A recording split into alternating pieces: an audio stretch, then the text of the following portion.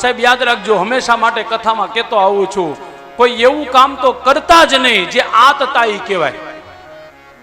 અને વિદુર નીતિમાં લખેલું આતતાઈ નામનું પાપ કરવા વાળાને ભગવાન કોઈ દી માફ કરતા નથી. અશ્વત્થામાએ આતતાઈ પાપ કર્યું છે. કોઈ સૂતું હોય ને પાછળથી મારી નાખવાને એ મોટું પાપ છે. કોઈ માણસને ઝેર આપી દેવું મોટું પાપ છે. કોઈ માણસને સળગાવી નાખવો એ બહુ મોટું પાપ છે. કોઈ માણસની જમીન પડાવી લેવી મોટામાં મોટું પાપ છે. સાહેબ બોલવું ન જોઈએ, શાસ્ત્ર કહે છે. એટલા માટે કહું છું, કોઈ એવી બેન દીકરી છે કે જેને હેરાન કરીએ તો યાદ રાખજો આતતાઈનું પાપ છે. ભારત વર્ષની આજ કમજોરી છે. ભારત વર્ષમાં સ્ત્રીને હજી હોતે બધા અબલા અબલા જ કહે છે.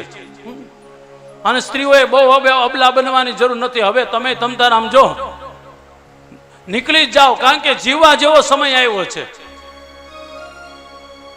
હંમેશા માટે કથામાં કહેતો જાઉં છું સાહેબ, હા, ભારત વર્ષમાં સ્ત્રીને કઈ નમાલા નથી ગણ્યા. પશ્ચાત સંસ્કૃતિ આપણી ઉપર પરાણે થોપી બેસાડ્યું હતું સાહેબ. આપણા ભારતની અંદર જ સૌરાષ્ટ્રની અંદર દરબારની દીકરી સાહેબ એકલા હાથે 21 ફિરંગીઓ સાથે લડી હતી. એમને જ્યારે ખબર પડી કે હવે પ્રાણ સંકટમાં છે, પ્રાણ સંકટ મરી ભલે પડે જાવ, પણ જ્યારે ઇજ્જતની વાત આવીને ત્યારે એ દરબારની દીકરીએ પોતાના હાથેથી પોતાનું માથું કાપી નાખ્યું હતું. અને આપણે બધા ઈ છીએ, યાદ રાખજો, આપણે બધા ત્યાં જન્મ થયો છે તમારો ને મારો. હંમેશા માટે જાહેરમાં કથામાં કહું છું, કોઈ દિવસ હવે છે ને એવી રીતના, પેલા વાત તો તમારી વાત પેલા કરીશ, જાહેરમાં કોઈ દી એવા કપડા ન પહેરીએ જેનાથી કોઈ તકલીફ થાય. એ પણ હું તમને કહીશ. કારણ કે અત્યારે વિચાર શુદ્ધિ ધીરે ધીરે હાવ સમાજમાંથી ખતમ થઈ ગઈ છે. સારા કપડા પહેરો. અને સારા કપડા પહેરવાનું સમાજમાં નથી લખ્યું, ભાગવતમાં લખેલું, ગ્રંથોમાં લખેલું. વિદુર કાકા કહે છે આવી નીતિમાં લખેલું, સ્ત્રીએ હંમેશા બને ત્યાં સુધી સારા કપડા પહેરવા જોઈએ, સારા વસ્ત્ર પહેરી અને પછી ભગવાનની પૂજા કરવી જોઈએ.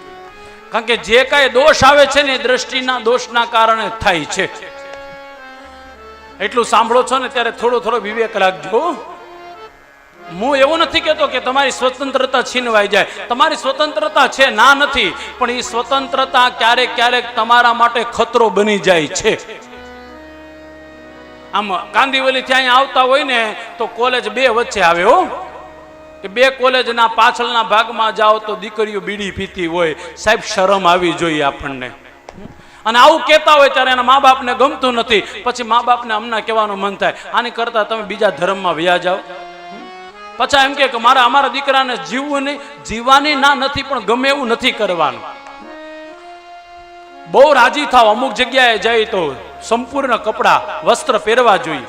અને આ વસ્ત્ર છે ને વાસ્તવમાં સ્ત્રીઓની લાજ છે.